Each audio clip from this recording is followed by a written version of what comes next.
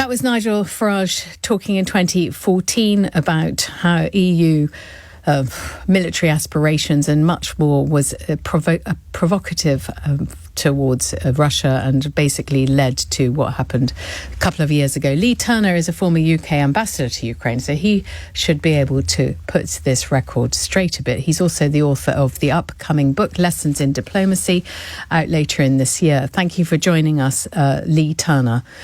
Can I just start by reading out a tweet that Bill Browder has tweeted this evening, which is that he says, so strange that Nigel Farage is now parroting Putin's talking points, that it's our fault Putin invaded Ukraine because of NATO enlargement. I was on Nigel Farage's show on GB News last year, and he appeared totally sympathetic to my view that Putin is a monster.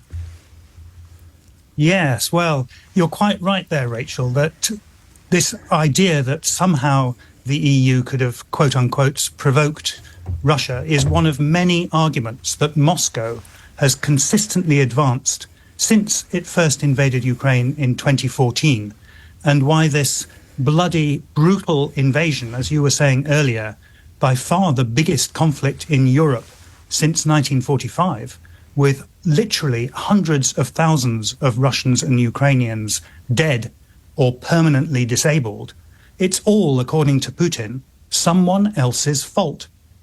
It's a bit like the playground bully who smashes the small kid in the face and then tells the teacher, "Oh, miss, he made me do it." The fact is that it's nonsense to say that Russia has always been critical of Ukraine trying to integrate with the European Union. It's just not right. The European Union held regular summits with Russia from 1991 onwards, including setting out Ukraine's efforts to draw closer to the EU. So Russia has known all about this for decades. And for years, Moscow never objected. Even when the pro-Russian President Yanukovych was elected in Ukraine in 2010, Moscow still didn't object.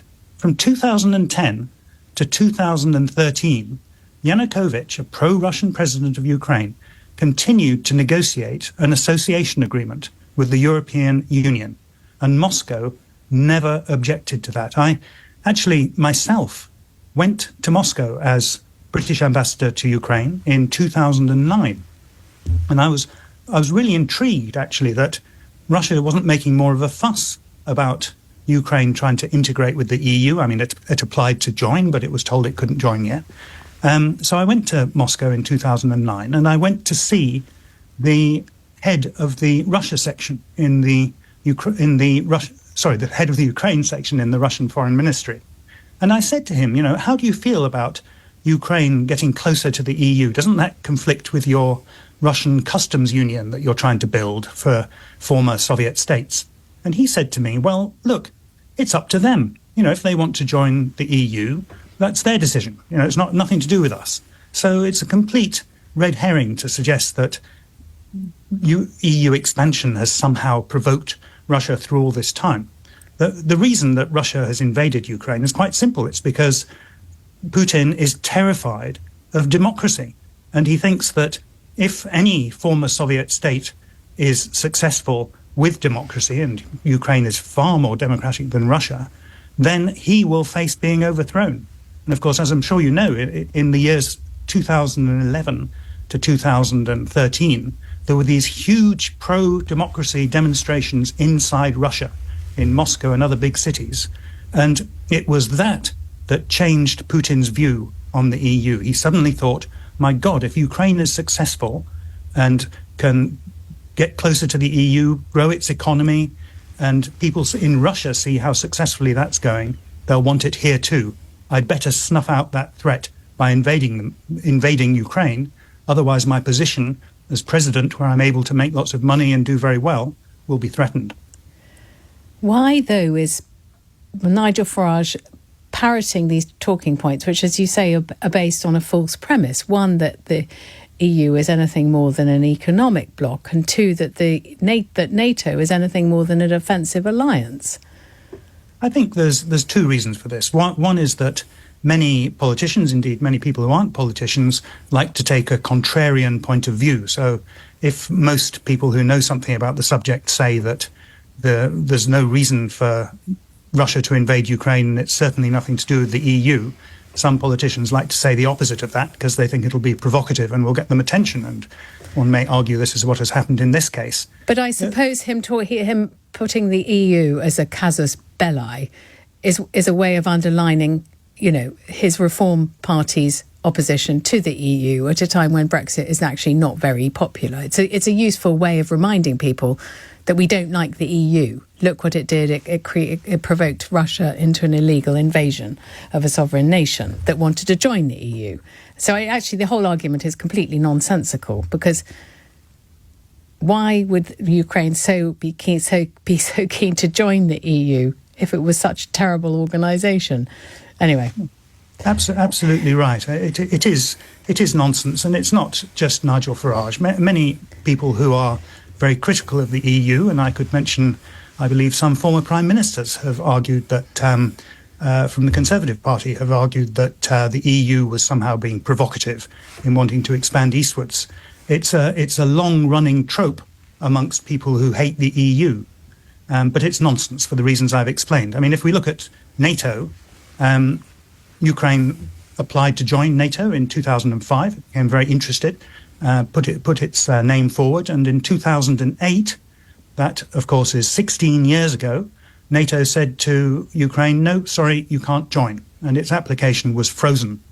And nothing's changed since then.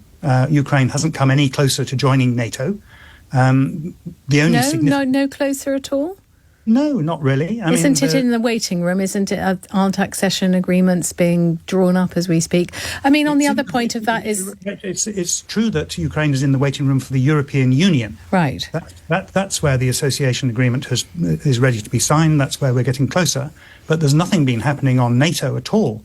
The only change that's happened there is that since Russia invaded Ukraine in 2014 and again in 2022, Sweden and Finland, which were formerly devotedly neutral countries, have joined NATO because they can see how dangerous Russia is.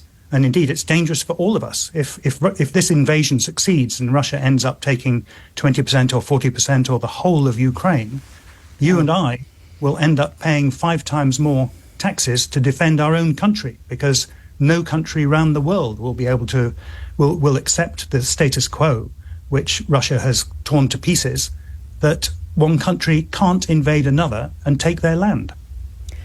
Do you see as any kind of eventual peace deal between Russia and Ukraine involving an undertaking by Ukraine that it will only remain outside NATO? Do you think it would be seen as too provocative for Ukraine to push its accession into the treaty? We know that back in 2022, after Russia's full-scale invasion, the idea of Ukraine not joining NATO was on the table, together with Russian withdrawal from all the land it had occupied since the beginning of 2022. Ukraine was prepared to offer not joining NATO. They were prepared to offer a 15-year pause in talking about the future of Crimea. Those things were all on the table. But Russia kept insisting that they wanted to take more and more land and to make all sorts of other completely unacceptable demands. Now, at the moment, I'm afraid the bad news is that I don't see any quick end to this war. The 3 basic options are that Ukraine suddenly collapses. There's no sign of that happening at the moment.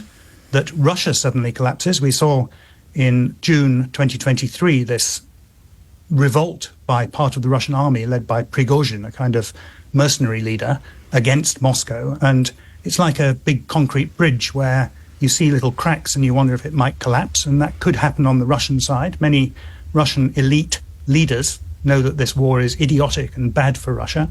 Or I'm afraid the likeliest outcome is that we shall see a long, slow war of attrition. And I don't see much in the way of landing ground between the two sides, in particular, because if Putin were to announce, actually, I'm going to withdraw from Ukraine, he wouldn't be president for another week. So it's very difficult to see how to end this war peacefully. Leigh Turner, thank you so much for your time. That was Leigh Turner, who is